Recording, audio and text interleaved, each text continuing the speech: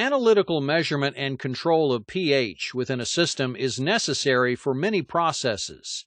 Common applications include food processing, wastewater treatment, and chemical industries.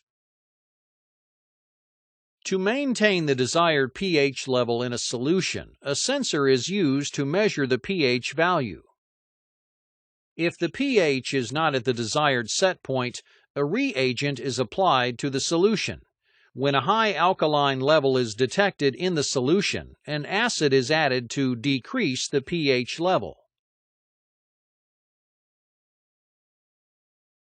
When a low alkaline level is detected in the solution, a base is added to increase the pH level. In both cases, the corrective ingredients are called reagents. Accurately applying the correct amount of reagent to an acid or base solution can be challenging due to the logarithmic characteristics of pH reaction in a solution.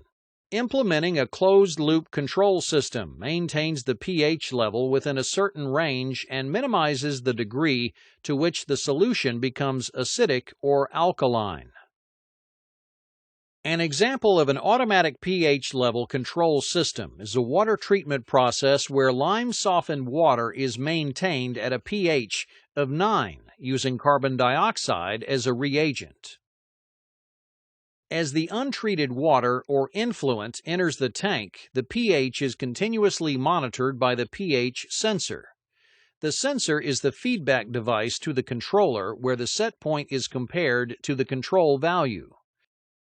If the values are not equal, the controller sends a signal to the control valve that applies carbon dioxide to the tank.